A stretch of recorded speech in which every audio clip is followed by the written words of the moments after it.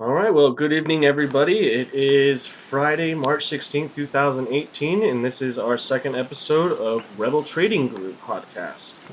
My name is Nathan Oliphant. This is Jason Bessing with me, the gluten-free Jason The Bessing, as gluten-free Jason Bessing. he likes to be recalled. What do you want to start out with today? Nothing. First of all, just want to say thanks for listening again. It's fun to be back and doing this. We had an exciting week in the markets. As we're recording this, it's about 4:10 p.m. The market just closed. We're getting in the final numbers from CNBC to show you how the index is closed. So we'll come back to that. But Nathan, how was your week of trading?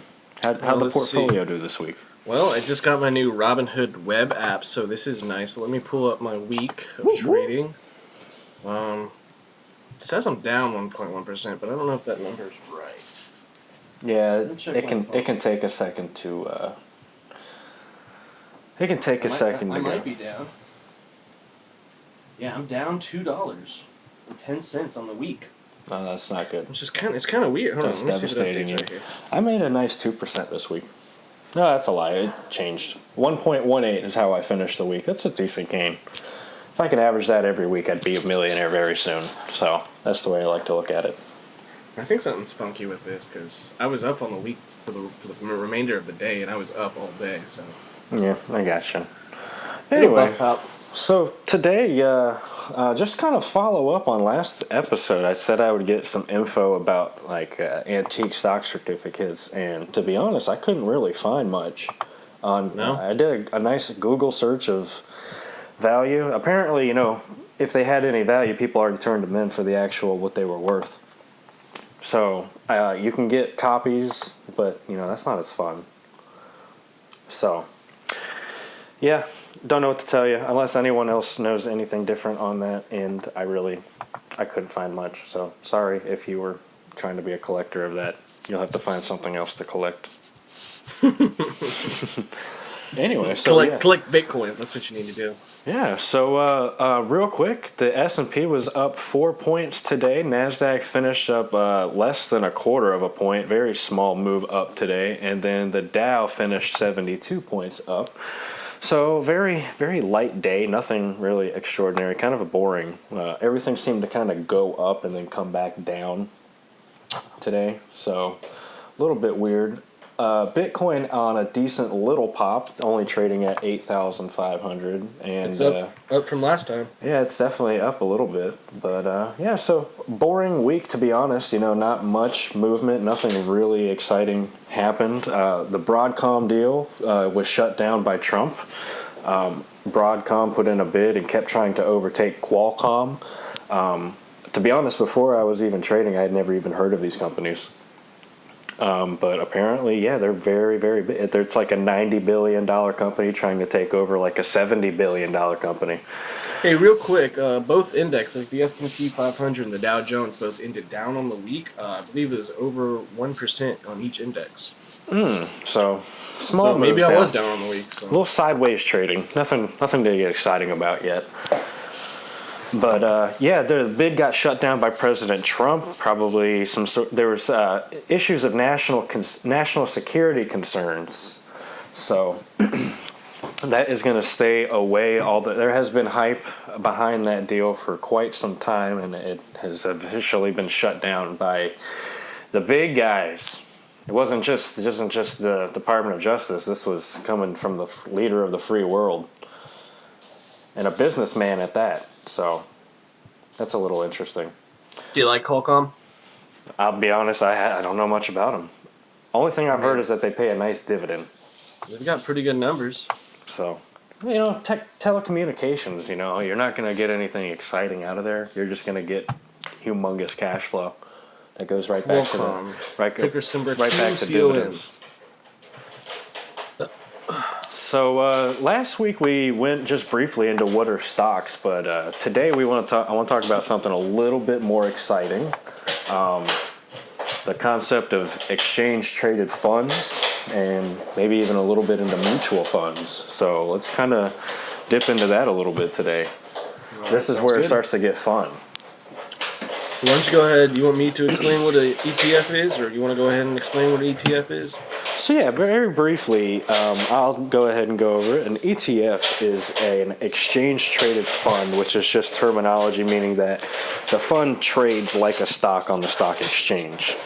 What an exchange-traded fund is rather than just investing in one single stock, you're investing in a fund that owns several stocks. So it gives you exposure to holding multiple companies without having to have the risk of owning that one individual company. And there are funds for all different types. There's technology funds, there's dividend-paying funds, there's utilities funds, there's funds that basically copy the S&P 500 and the Dow Jones averages.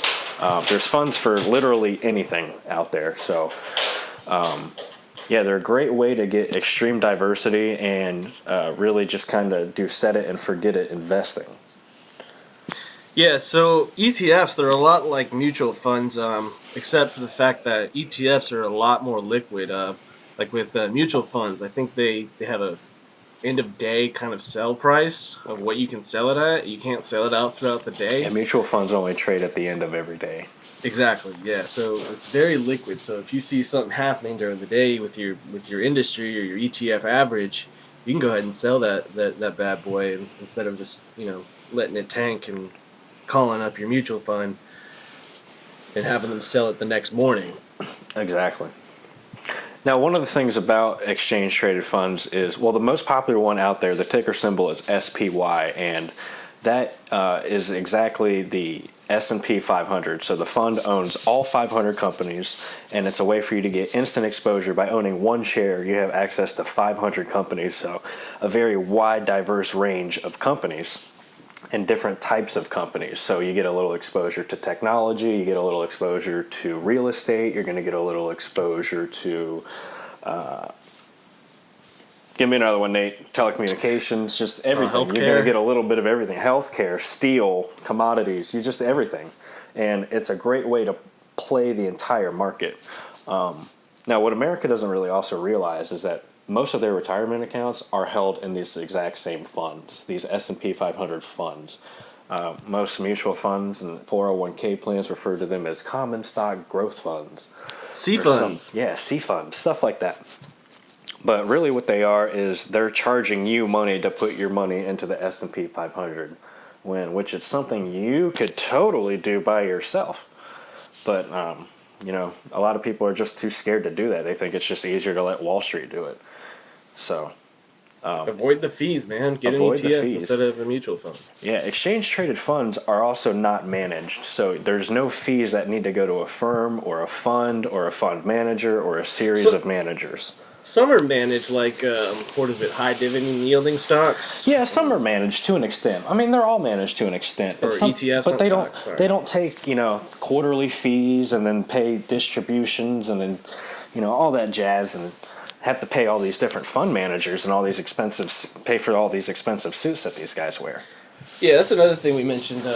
We just mentioned that there's no fees with ETFs. Like you have load fees, which are really bad in mutual funds, or no in fees with any kind of mutual fund. You're going to end up paying a fee. Oh yeah, we want 10% of all your profits. They keep up. With ETFs, there's no fees involved with that, and it trades just like a stock on Robinhood. I could sell it today, buy it today, sell it tomorrow.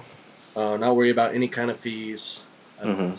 There are very, very small fees that don't even really matter. It maybe takes out a quarter every 3 months or something out of the stock price. But that's just to keep the fund going because, yes, a company owns the fund and they have bills to pay. Yeah, we get that. So they take a very, very small fee, but it's something like literally 0.25% every 6 months compared to a mutual fund who might be 5 or 6% a year.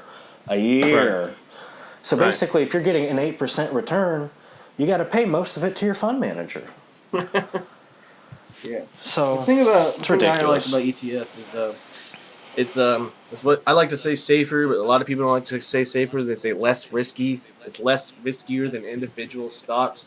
But on the other hand, I don't like ETFs for that matter. Is they don't have as much growth as individual stocks. For example, what is the the technology XLK. XLK is the XLK. technology sector fund. It tracks all of the technology companies within the S&P 500.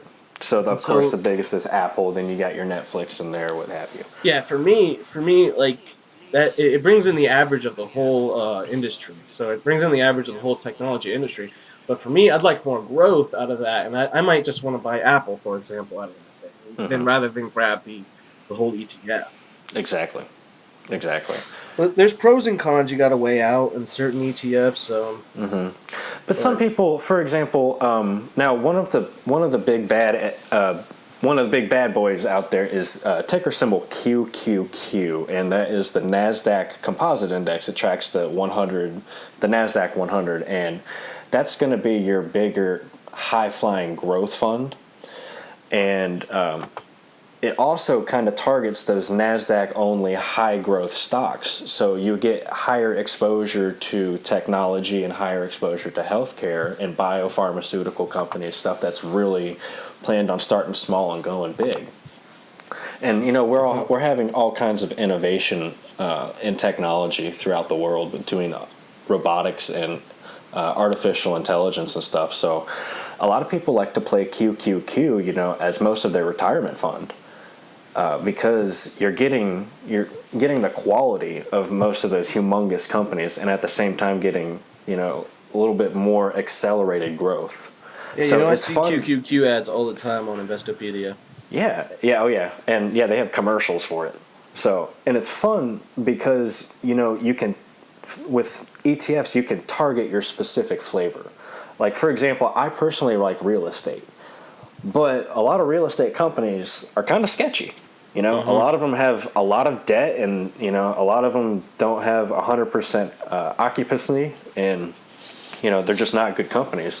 But I know if I hold a real estate fund, I can get a pretty decent return rate on a dividend. I'll get a little bit of growth out of it, but I don't have to worry about picking the exact right company or the exact right sector to target. I can just get a basket of real estate companies, collect a bunch of dividends, and just kind of hang out on it and not have to think too much about it. You can do kind of like a set it and forget it mode of investing. You don't have to do all the individual research that it would take to snipe specific stocks. Like, I want this one, I want that one. That's how people lose money. Some ETFs, they have like high dividend yielding ETFs. I like those. And you can what I sometimes do is copy their investment strategy. So if you want to get a little bit more risky, not invest inside the ETF itself, go ahead and see, okay, well, what is this ETF investing in? Those top 10 companies, maybe you can consider putting those in your portfolio. That's one strategy I like to do. Yeah. One of the strategies I will do, utilities took I wouldn't say a massive dip or anything, but had a nice pullback. XLU had a nice pullback during the correction, dropped, I think, almost 13% total. And I like utilities because they pay, who the hell doesn't pay their utility bill? People pay their utility bills, and they always will, no matter what the economy is doing. So I like utilities long term. So during that pullback, I actually went into what ticker symbol XLU, the utilities fund. I looked into what they were holding, and I looked at ones that had a bigger dip and were actually more value than buying the entire fund itself. Granted, I didn't really find anything, but that was one strategy I was trying to use to find better growth opportunities and even better yielding opportunities, because that's one way that you can kind of just go out and pick the winners and not have to hold the losers as well. It dropped almost $10 on the correction. Yeah. It went from mid 50s, 56 to 47. Yeah.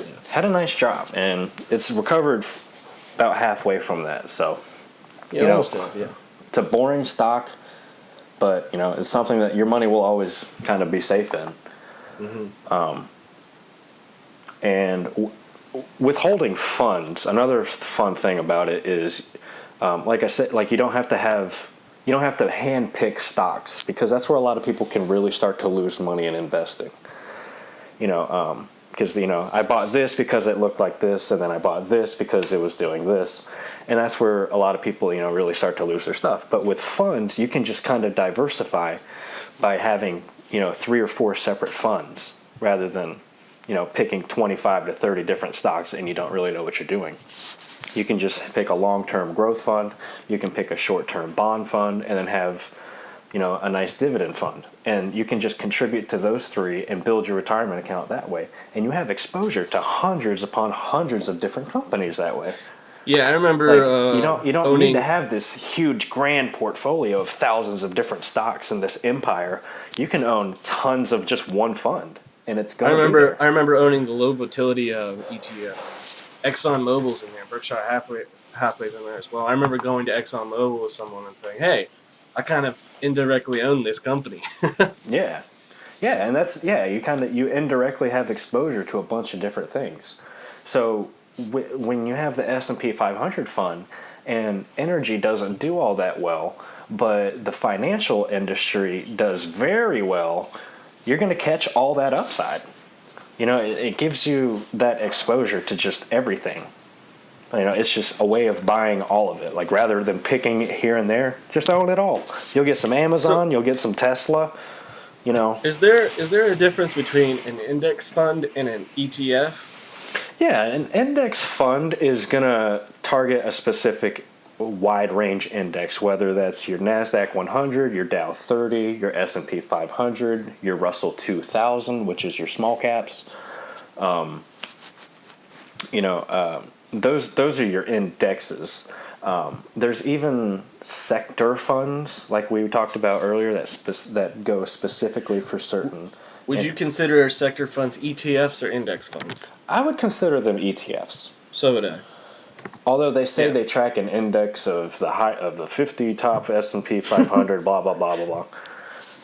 But the index is basically, you pay if it's something that you're talking to describe the market. That's going to be your index fund. But like a dividend specific fund, like one of my favorites is DVY, the Dow Jones Dividend Fund. That's not an index fund. That's an ETF with a specific purpose.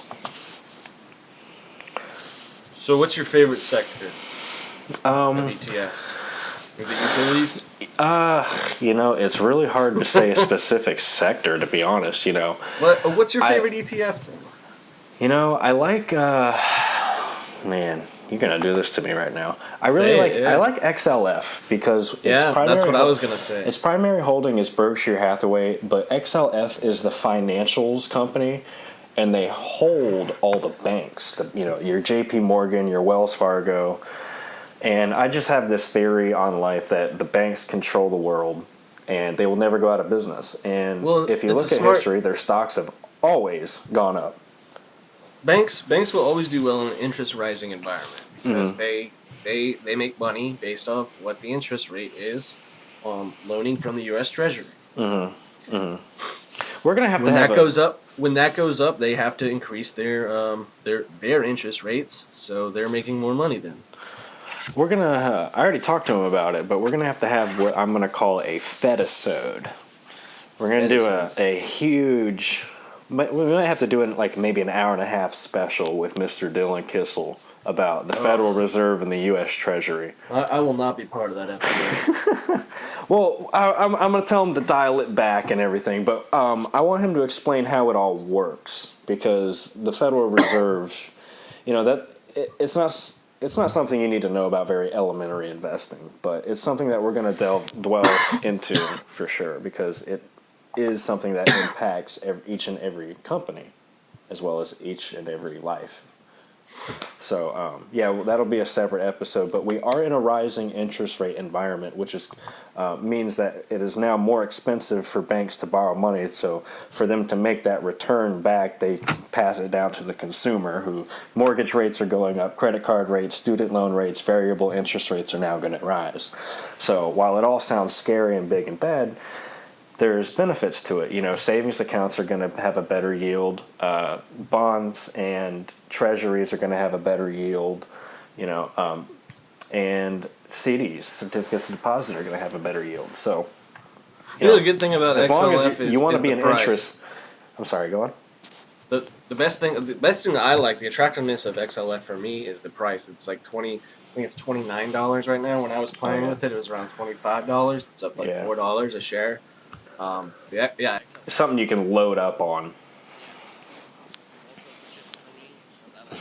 Exactly. Well, I guess that can kind of segue into another great topic here. Let's talk about price. Stock price doesn't really mean anything. So when something is $7 and something is $700, it doesn't mean that the $7 stock is cheap and the $700 stock is expensive. Am I right? I mean, $7 is much cheaper than $700. Well, that's very true. But you also got to think of the fundamentals behind that. I mean, cheap for the stock is Cheap very for different the for stock. Yeah, it's being cheap for cheap your itself. wallet. It's cheap for your wallet, but for the actual value of that company, $7. Any company that's valued around $7, I'm going to tell you, you probably don't want that company. Let's put it that way. Well, there's a reason that the stock price is at 700. So, for example, you don't want the stock price. We don't want the stock price too high. So what a company will do is what's called a stock split. And that's where they just break up the amount of shares that they have. So for example, the stock, let's say the stock of Coca-Cola goes to $100. And the company says we're going to do a 5-for-1 stock split, which then means that every share that you own will now become 5 shares. So this is done in order to keep the stock price low and for people to buy more shares. It brings up the attractiveness of the stock. It brings up the attractiveness of the stock because more people can afford to buy it. But at the same time, the stock price, just because a stock is cheap, doesn't mean it's a good value. 9 times out of 10, it's not. Correct. And if we're going to talk about that, then we should really go into what market capitalization. What market capitalization is it's the number of shares multiplied by the current stock price per share. So if you have 100 shares at $10, that's $1,000 market cap. And market caps will usually be large. I forget like the range, but largest are in the 100 billions, and then we have a mega cap. You have mega cap, large cap, mid cap, small cap, micro cap. There's basically those 5 ranges, and it's basically all it is. All market cap is the size of the company. You know, Apple is a much different size than Subway. You know, that's the way that you want to look at market capitalization is how big and valuable the company is, and the way that they get the value of the market capitalization is you take, like Nathan said, you take the value of the stock price times the amount of outstanding shares, and that will give you the value of the company. And it's all really relative, I guess, at that point when you're talking about market cap compared to like when I look at market caps, I kind of think of, well, what kind of what cap is it in? Is it in the large? Is it in the smalls? Well, that's the first thing I wonder when I look at a stock. I say, okay, how big is this company? Because you need to analyze it differently. If it's in the large caps, then I'm going to put it up against other large caps. Like, I'm obviously not going to compare like a large cap to a small cap company. Obviously, the large cap companies, ideally and generally, going to be better. Exactly. I don't want to compare Coca-Cola to Joe Schmo's Gizmos. Yeah. You know. So Joe Schmo's Gizmos. Another one of the good things. Joe Schmo's Gizmos. One of the ways that you want to analyze a larger company is larger companies with higher market capitalizations are expected to have significantly less growth than other companies. This isn't always the case, but they're expected to. So the theory is that the company is already so big and grand and worth so many hundreds of billions of dollars that it's going to have a hard time growing more. So one thing that you want to look for in large companies is the cash flow. Is it able to keep growing or keep the the cash flows coming in?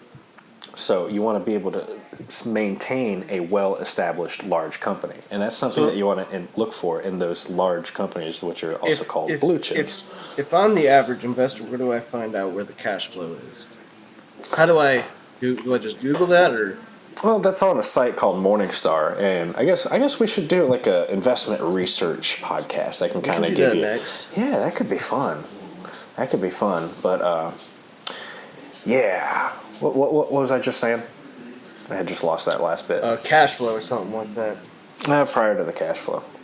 Oh yeah, and then with your smaller companies, yeah, you're going back to large versus small. The smaller companies are completely the opposite. You're not necessarily looking at large cash flows. You're looking for growing sales and expanding margins. You want to look that they're buying more assets, they're hiring more employees, they're growing. Those are good signs of a large company, and that's ultimately what's going to push your stock price to go higher and higher and higher.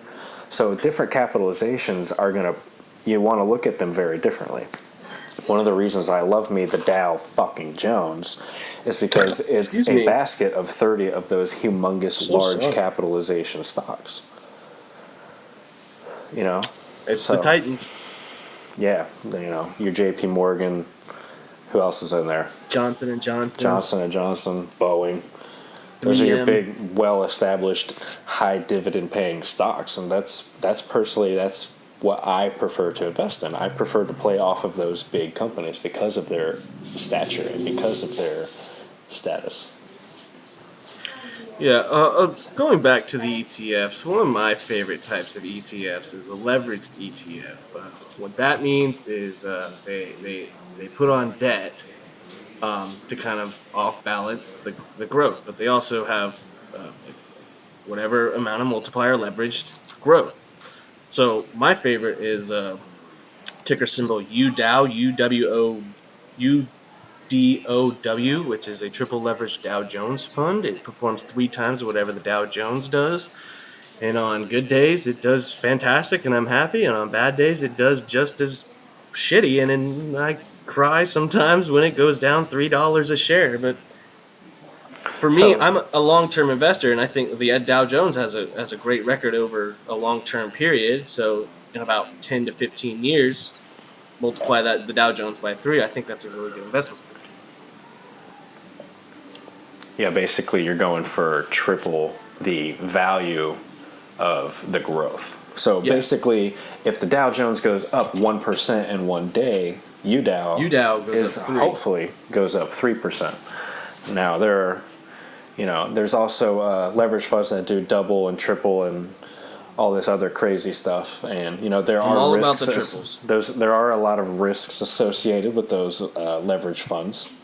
If the gains work out, they can be very volatile, and you can make a lot of money really quickly off of playing wide indexes and large ETFs. Mm-hmm. You can also lose very quickly.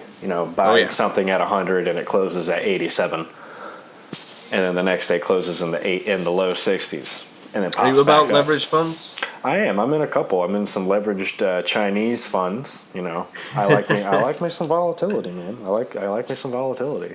Are you long China? I'm long China. I believe that China today proves to be the highest flyer in growth because of the middle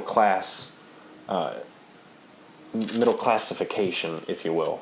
That the middle class in China is growing, and they're having more expendable income and are putting that into discretionary goods such as cruises and Disney World and movies, shit like that. So I believe that their economy is surpassing ours in growth, and our government doesn't want you to know that. But I think our current government and leadership is trying to make USA into China 2.0. Push down the middle class. Exactly. If you look at tariffs that are steel tariffs that are coming in, and different tariffs that are kind of trying to keep jobs inside of America, I feel like we're trying to, or at least Trump's trying to build up the economy here and kind of create like a China-esque economy inside the states. It's major exporting, That's what China export does. the shit out of it, make everything and sell it and all across the globe and just flood the market with it and just take all the money. I think a speculation now would be that in 10 years, we are exporting. We're exponentially gaining on China's exports. That's super speculative. Very speculative. Oh Very yeah. speculative. But, you'll see how it all plays out. The market changes every single day. It plays around these thoughts and concepts. And, all week we dealt with how China is reacting to our trade tariffs. And a lot of people think there's going to be a trade war. And I think it's all overreaction. I don't think anything is going to come of it. But we're seeing a very small bit of volatility because of that so-called, trade war fear. So it's something we're going to want to watch over the weekend and definitely into next week. And, kind of rolling with that, we're kind of closing up to the end of the show. So to be honest, I'm going to keep watching the trade wars, kind of see what's happening for the end of the week. I'm going to continue to buy some more areas where I'm seeing opportunity because I'm seeing a lot of stuff trading sideways still, and I see it as potential moves. Who are you watching for this next week? Once again, I think I'm just watching the overall market. It just, with all the trade tariffs, there's news that's coming out every day that's different than the news that we've had before, because Trump is changing economic policy, and that's not something that we've had in previous years. So it's fun to kind of see how this is all panning out, and I really think there's going to be a lot of opportunity because of that. If there's another large drop over some sort of irrational fear, I see potential on both the long term and the short side. So that's what for me. I think before you go on, I'm sorry, it's just so I don't forget. I think our next episode is going to have to be about the short sell, where that'll be a fun one. But anyway, so what are you watching this week, Nate? What's going on? For me, I'm probably watching PFE. I bought that today. Pfizer, it's got like PFs and Zs right next to each other. Pfizer. Pfizer. Here we go. Pfizer. They're a member of the Dow. Yeah, they're $36.78 a share with the PE ratio. We'll go into that some other time of 10.47.